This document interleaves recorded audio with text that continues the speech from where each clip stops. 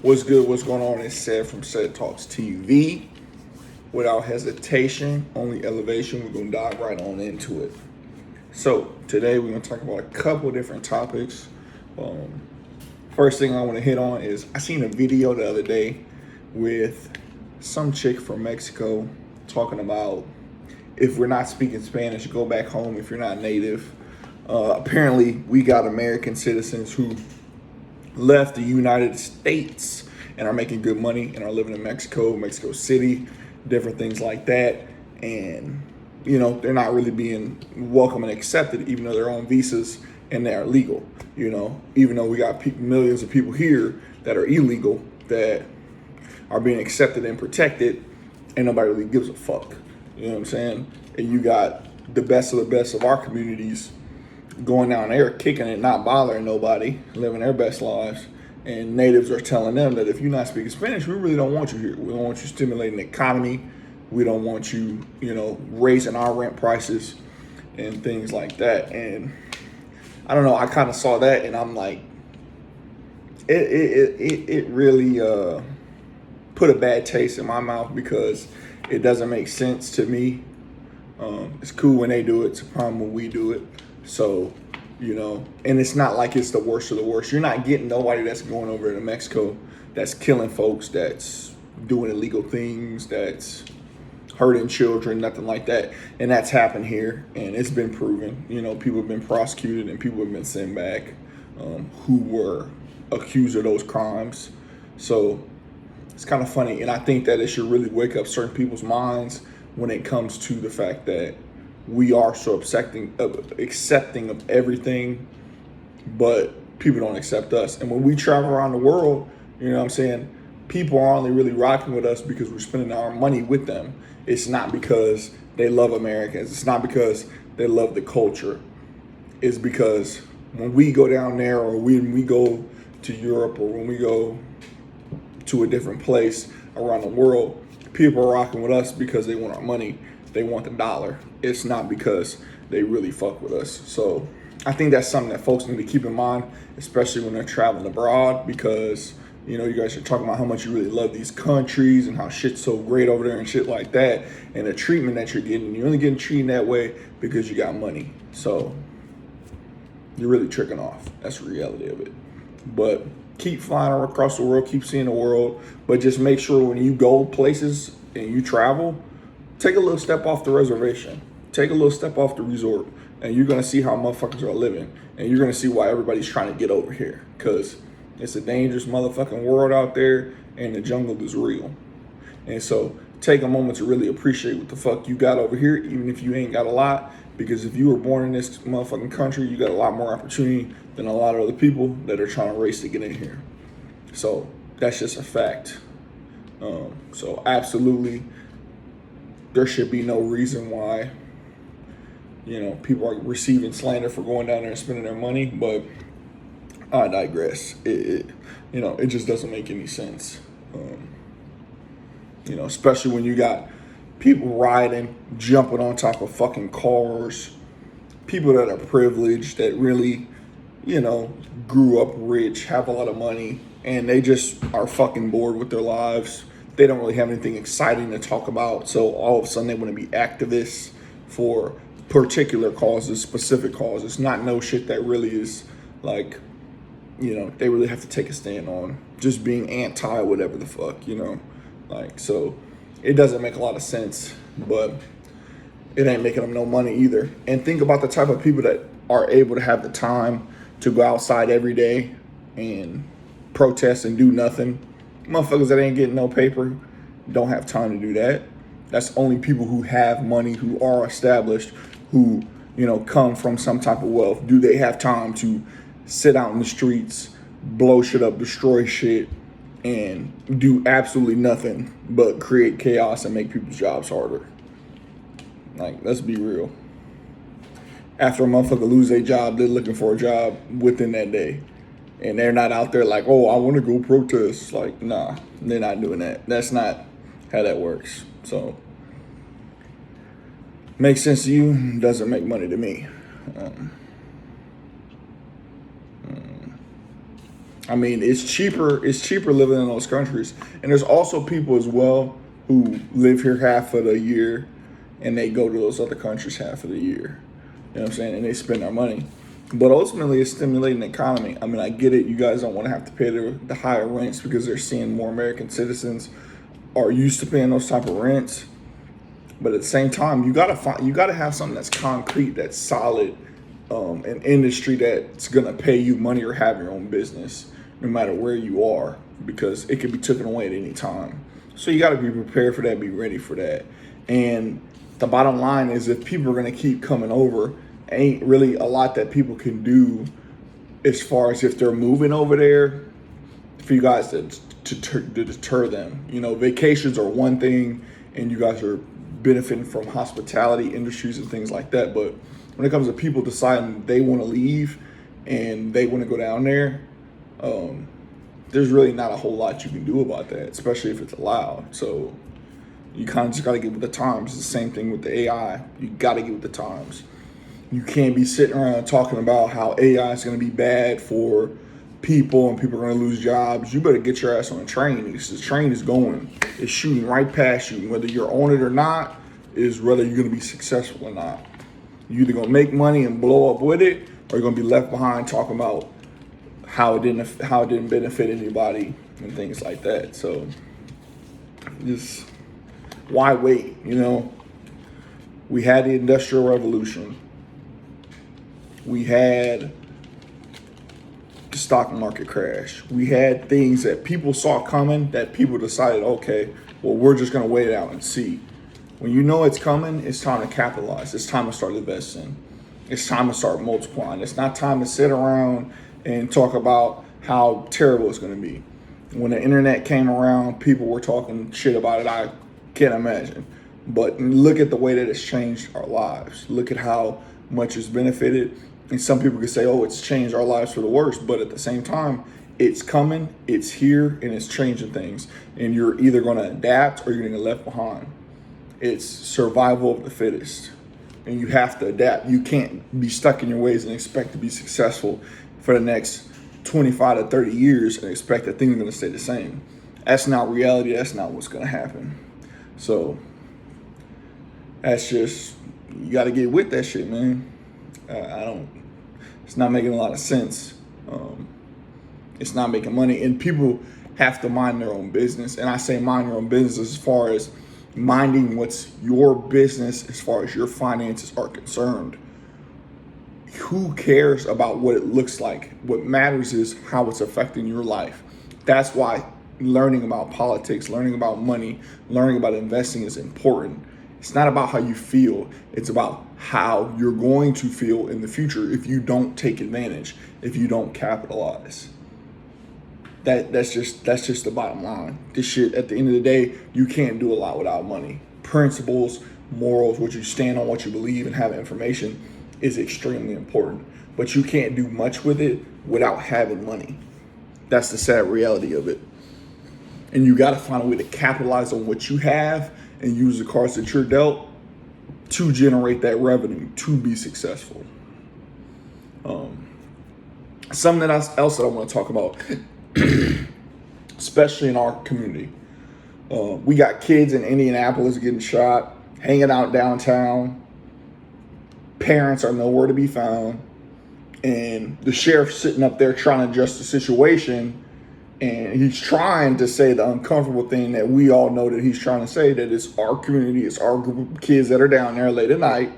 And I'm sure there's other people as well, you know, that aren't a part of our community, but it's majority of us, because we're experiencing majority of not having our fathers in the household and majority of the broken homes, right? So he's trying to say it in a way to where he's trying to say it without saying it, because people are sensitive.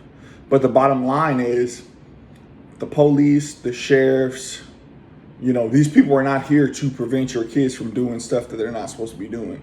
They're there for when things happen to assess the situation and fix the shit once it happens and try to, you know, move on from that point. They're not going to prevent things from happening per se. You know, that's the parents' job. And we can't continue to send our kids off into the fire or go do whatever we do and not pay attention to them, because that's what's happening. Kids are out late at night with their friends, having a good time, being destructive, being disruptive, and then you're getting a call at 3 a.m. talking about why your kid's in jail or something tragic happened, because we're not doing our part to make sure that these motherfuckers are where they're supposed to be when they're supposed to be, and we're on their ass. And it's been going on for far too long, and we have to start stepping up and calling shit out. You know what I'm saying? And it's not just the parents, it's just the community. The community love has to come back, where when you see some shit wrong, saying something, you know what I mean? You got to put it on the table. You can't be scared of a child correcting a child and telling a child what a child needs to do, because you not telling them now is only going to create a bigger problem later on. You got to be able to nip that shit in the bud. If you can't nip it in the bud, you're going to be talking about it later on with a bigger problem. It's going to exacerbate the situation. That's just the bottom line. So we got to figure out a way to work on that and figure out a way to, I don't know, maybe maybe the one thing that, the cities can do is create a curfew. That hasn't necessarily worked in other places, but I think that it would be a good deterrent from having kids out late who don't have no business being out there, And if you catch some kids out past a curfew for being under a certain age, because it's all about, it's not necessarily stopping. It's not necessarily stopping it, but it's slowing it down. It's like on a basketball team when there's one superstar player who's going to get a bucket and y'all are on defense. Y'all are trying to slow him down. He's going to get his. Y'all are trying to slow him down. You may not be able to stop him or shut him out or get him to score 0 points, but you're trying to slow him down to where his impact doesn't ignite other players to step up and doesn't create so much of a problem. That's the goal. It's not to stop it, because stopping it is a whole nother situation. But if we can decrease the problem, then that's a start. So if we're putting filters in front of people to where they don't want to necessarily go out late at night, they don't want to be out there because they know if they're out past a certain time, they're going to get arrested, then they're going to get a call, and they're going to be in trouble. That type of stuff is a deterrent from somebody getting shot, somebody's life being ended, somebody getting caught up in the wrong crowd, something tragic happening. And it's not necessarily the city's fault, but when it comes to parents have to take the extra steps. There's this big thing about how, black kids couldn't read in elementary school, or black boys couldn't read in elementary school. And, they were talking about the schools not put enough effort into them. And it's like, dog, these are things they got to learn at home. School is programming you to better understand what's in the history books and the agenda that you are to believe based on what's written. It's not all about the right information. It's not all about being successful. It's not about being a business owner. It's not about elevating to the highest of your potential. It's not. Majority of people only get to 40% of their potential. And that's the thing. So when it comes to that, the parent plays such a role in elevating that child to know what's right and giving them a foundation so when they go to school, it can be built upon. And when they come home, it can be built upon with homework. And the parents can work with them and teach them certain things. Because all it's about is training. It's not about raising the child. It's about training them for this world. And that's why I don't understand why, we baby our children to an extent.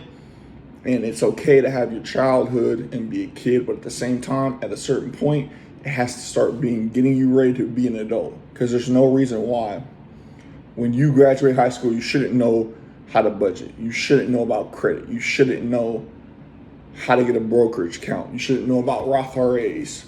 There's no reason for why you don't know that information, but that's not what the school system is teaching you.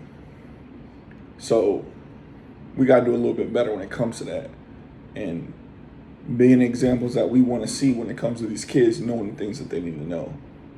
Because ultimately, they're going to have to make the decision for themselves. But we got to change the culture to where it's not cool to do certain things anyway. To begin with, when certain activities become not cool, then we will start to see a little bit of change in behavior, and we can make a little progress like that.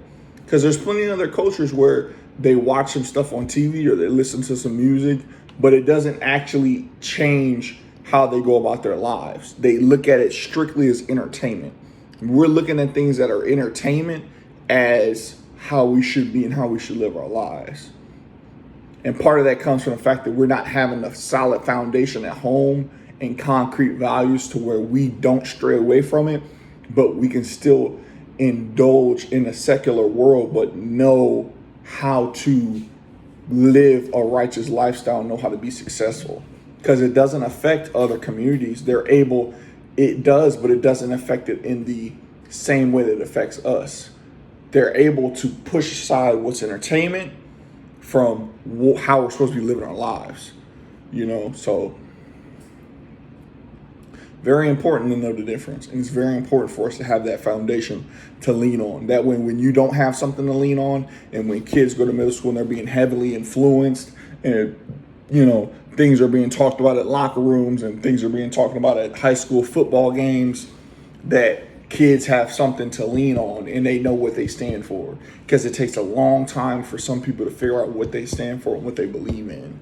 And it starts at those levels. It starts with those kids. The kids, not only are they the future, but they are the ones who are not stuck in their ways. They are the ones who you can mold and get them to be the success that maybe you didn't end up being in your life. That's who we can really change. A lot of these old motherfuckers and adults and shit, they're stuck in their ways. I was watching a video today talking about women and, how you have to get to the younger kids, get into the third graders, get into the fifth graders. Because once you get to those kids, you can set up the future. You can set up the future and have a good foundation for what's to come. So, I also want to talk about this Ben McLemore situation. I've seen a couple different things on TikTok and YouTube regarding this young man and his career and how he got sentenced to 8 years in prison for the situation with this young woman. What I'll say is this. If you are planning on being successful, you have to protect yourself. NDAs, non-disclosures, being smart, putting yourself in situations where you are not going to be Me Too'd.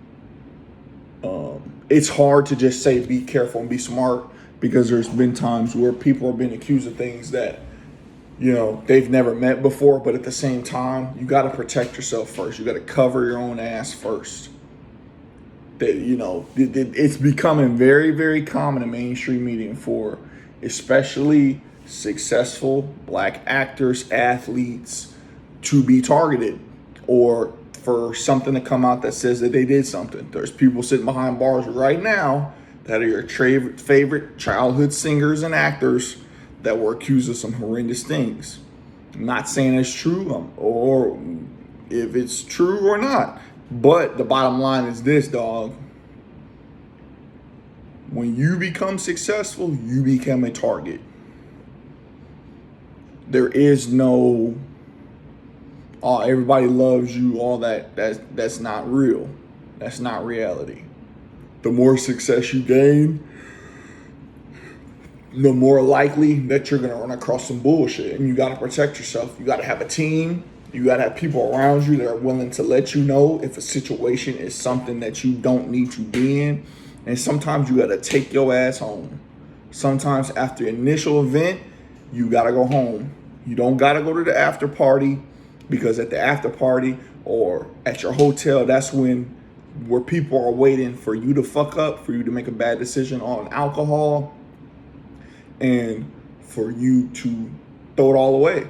And from what I heard from Mr. McLemore in the courtroom was that he was drunk, she was drunk, she put his hands in his pants, and it went on from there.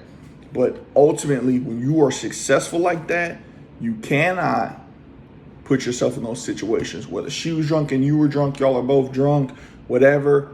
You think in your mind that can't be the charge because you guys are both under the influence. But that's not how the courtroom is seeing it. And you're successful. The other person is not. You can't be with people who don't have as much to lose as you. Because when you are with people who don't have as much to lose as you, you're going to be the one that loses everything. And that's just the reality of the matter.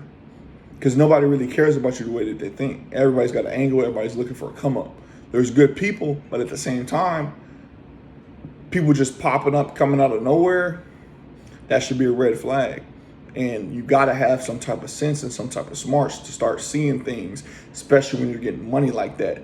These NBA stars are getting the type of money that people who done hustled their whole life, whether legally or illegal, even illegally, are nowhere near them type of numbers. Shai Gilgeous just got a $70 million contract, $70 million a year contract. Dog, that's crazy numbers. You know what I'm saying? So that's a lot of money. That's a lot to protect. It comes with a lot of responsibility and being smart. And y'all gotta be lawyered up, dog. Y'all can't I don't care if you was an NBA star 20 years ago, bro. This information is too readily available to where if you're making $1 million a year, or you should have lawyers on deck. You should have things put away in assets. You should have a team that's working with you, accountants, things that are keeping you accountable of what you're doing. You know what I'm saying? And you gotta set goals. You just can't be out here just fucking shit up. You gotta have some type of accountability. Have an accountability mirror. Put things on a post-it note. Put it in front of your eyes where when every day you wake up, you brushing your teeth, you washing, your face, you getting out the shower, things like that, dog. When you get out, you looking at that mirror and seeing what your goals are and seeing the progress that you want to make. So you got to be accountable. You got to be honest, got to be real. You know what I'm saying? Starting journey with yourself, whether it's fitness, spiritual, you got to have tangible progress. It can't just be I'm working on it and I'm getting towards it. It has to be some type of tangible progress that you can actually measure. Because you never know what's going to happen, dog. And you don't want to be laid up somewhere in a hospital bed at the end of your road talking about what you could have been and what you could have did. You got to put yourself out there. You got to take risks. You can't be scared to fail. And you got to just go for it, man. You have to go for it, because if you don't, somebody else is going to get your blessing. And the thing about it is, people who don't have good intentions see that you're special and see your gifts. And they'll hang around you just so they can try to get your gifts and just so they can try to get your blessings. And sometimes it will happen. Sometimes they will succeed and be successful just as a result of you. And they won't never acknowledge that. They won't never appreciate the fact that they directly benefited as a come up from you, but it was a calculated plan. And you can't just be out here thinking everybody's rocking with you and everybody's got your back on some real type stuff when it comes to a relationship, because you may be real, but everybody hanging around you is fake. And these motherfuckers are looking for a come up and they snakes. So that's just something else to think about. Let's see what else I got on here to cover.